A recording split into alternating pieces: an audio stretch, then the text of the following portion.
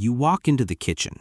You were just in the living room, mid-thought, absolutely certain you needed something from in here. And now you're standing in front of the open refrigerator, staring into it like it owes you an answer. And there is nothing, just a hollow, embarrassing silence where that thought used to be. You laugh it off, maybe. You walk back to the living room, and then, oh, there it is. You remember, just like that. This has happened to every single person watching this video, and I'd bet it's happened to you today, maybe more than once.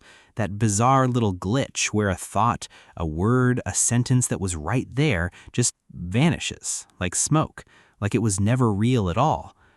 So here's the question. What is actually going on inside your brain when that happens?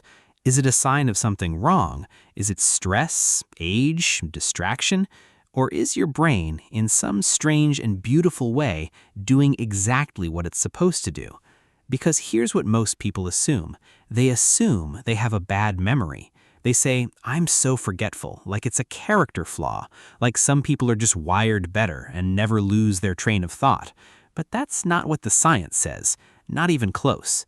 Let's back up for a second and talk about what memory actually is, because most of us have a deeply flawed mental image of it. We tend to think of memory like a filing cabinet. You have a thought, you file it, and when you need it, you go find the folder. Clean, organized, reliable. But that's not how your brain works at all.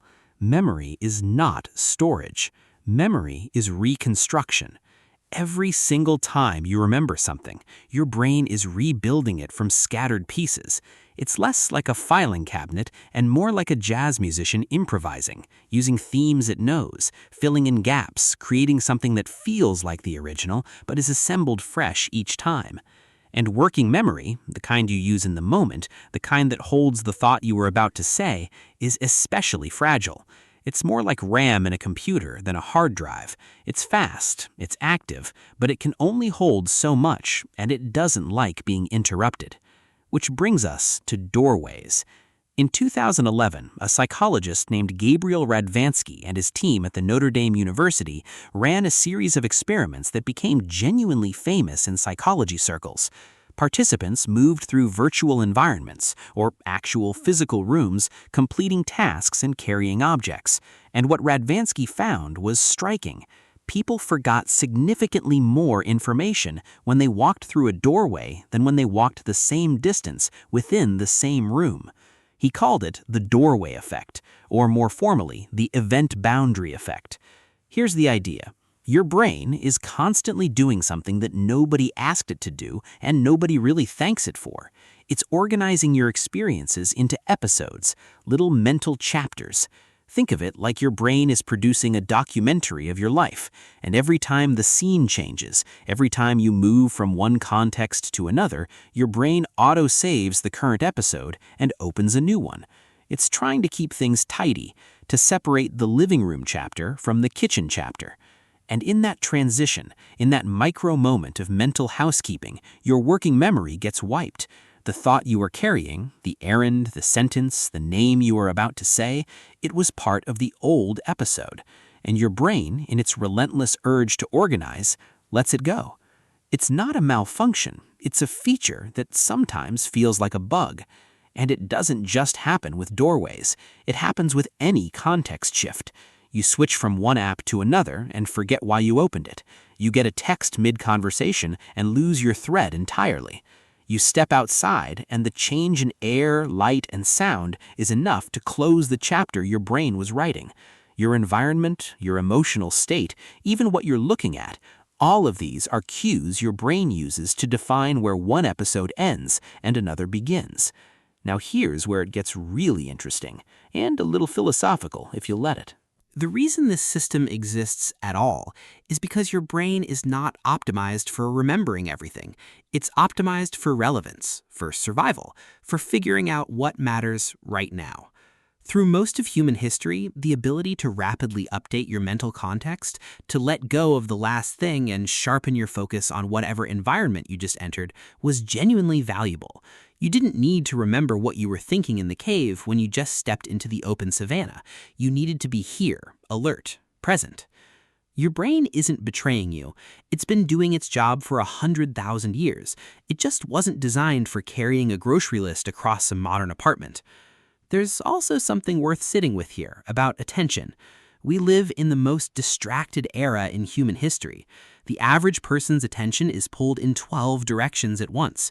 Notifications, background noise, half-finished conversations, the passive hum of anxiety about things we haven't done yet. All of it competes for the same limited working memory your intention lives in. So it's no wonder thoughts evaporate. It's not that your brain is weak, it's that your brain is being asked to carry water in a sieve, and it's doing a remarkable job, honestly. Stress makes this worse, by the way. When you're anxious or overwhelmed, your prefrontal cortex, the part of your brain responsible for working memory and executive function, gets partially hijacked by your stress response. Your brain is allocating resources toward threat detection, not toward remembering why you walked into the pantry. So if you've been going through a hard time and you feel more forgetful than usual, that's not your imagination. Your brain is genuinely more preoccupied.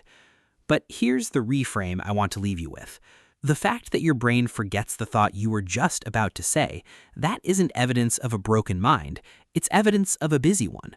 A brain that is constantly updating, filtering, prioritizing, and rebuilding. A brain that cares so much about your current context that it's willing to let go of the last one. That's not weakness. That, in a strange way, is attentiveness. The next time it happens, and it will probably tomorrow, instead of the little sting of embarrassment or frustration, try to notice something else. Notice that your brain just closed a chapter. Notice that you are, right now, fully in the present moment, whether you meant to be or not. There's something almost meditative about that if you're willing to look at it that way. And if you want the practical workaround, retrace your steps, not just physically, but mentally. Think about what you were doing, what you were feeling, what you were looking at right before the thought disappeared. You're not retrieving a file, you're recreating the episode. Give your brain the old context, and most of the time, the thought will come back on its own. Your memory isn't a machine that fails. It's a story your brain is always in the middle of telling. If this gave you something to think about, or made you feel a little better about blanking mid-sentence, drop it in the comments. And if you're curious about the other quiet, strange things your brain does while you're just trying to live your life, stick around. There's a lot more to explore.